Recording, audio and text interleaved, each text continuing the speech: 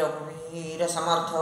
माझ्या या जय जय रघुवीर समर्थ या चॅनलवर तुम्हा सर्वांचं स्वागत. आज आपण रामदास स्वामी रचित मनाचे श्लोक यामधील 198 क्रमांकाचा श्लोक आणि त्याचा अर्थ अर्थातच मला जो समजला आहे तो मी तुमच्यासमोर सांगण्याचा प्रयत्न करत आहे. या श्लोकामध्ये श्री रामदास स्वामी असे म्हणतात, नभे व्यापिले सर्व सृष्टी साहे, रघुनायका उपमाते न साहे, दुजे वीण जो तोची तो हा स्वभावे, तया व्यापकू व्यर्थ कैसे म्हणावे. जय जय रघुवीर समर्थ. हा श्लोक अतिशय सुंदर असा हा श्लोक आहे.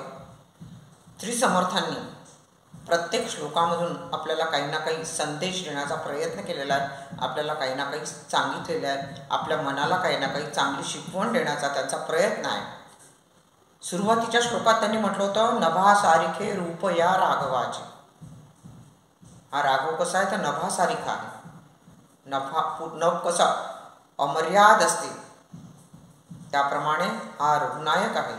परंतु आता ते म्हणतात, नभे व्यापिले सर्व सृष्टीचा आहे, रघुनायका उपमा तेन साहे. ही जी सृष्टी आहे, हे जे ब्रह्मांड आहे, हे नभाने व्यापलेलं आहे. आपण जी म्हणतो पोकळी ही पूर्ण नभाने व्यापलेली आहे. मग ते म्हणतात, परंतु हा जो रघुनायक आहे याला नभासारखी उपमा सुद्धा लागू पडत नाही. सुरुवातीच्या श्लोकात त्यांनी म्हटलंय नभासारखे रूपया राघवाचे, पण ते म्हणतात नाही, जणू काही ते समर्थ शिष्यांची परीक्षा पाहत आहे की रघुनायक कसा आहे, परमेश्वर कसा आहे. तर नभासारखं व्यापक रूप याचं नाही आहे. नभाची उपमा सुद्धा मी याला देऊ शकत नाही, कारण हा उपमा देण्यासारखा परमेश्वरच नाही आहे. हा सर्व दूर आहे. त्यामुळे त्याला कोणत्याच प्रकारची उपमा आपल्याला देता येणार नाही आहे. दुजे वीण जो तोची तो हा स्वभावे, त्याच्यासारखा अन्य दुसरा कोणीच नाही आहे. तो तोच आहे. त्याला कशाची उपमा देऊन त्याला आपल्याला उदाहरण देता येणार नाही.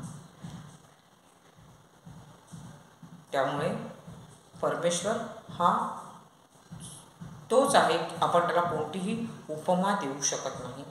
आपण त्याला हा परमेश्वर याच्यासारखा आहे, परमेश्वर त्याच्यासारखा आहे असं म्हणू शकत नाही, कारण परमेश्वर हा अनंत आहे.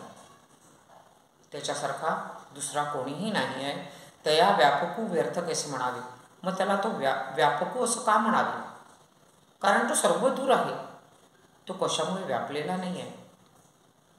समजा एखादा कंटेनर असते, त्यात कंटेंट असते, त्यावेळेस आपण म्हणतो की त्या कंटेंटनी व्यापलेलं आहे.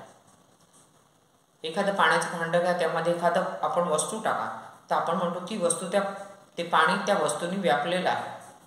परंतु ती वस्तू जर आपण काढली तर आपण म्हणू शकणार नाही की ते पाणी कशाने ती वस्तू कशाने व्यापलेली होती ते. त्यामुळे ते म्हणतात की व्यापकू व्यर्थ कैसे म्हणावे. तो कशाने व्यापलेला आहे हे मी म्हणू शकत नाही. परमेश्वर हा परमेश्वरच आहे. त्याच्यासारखा दुसरा कोणीही नाही. त्याला कोणती उपमा देता येत नाही. खूप सुंदर असा अर्थ या श्लोकामधून निघत आहे.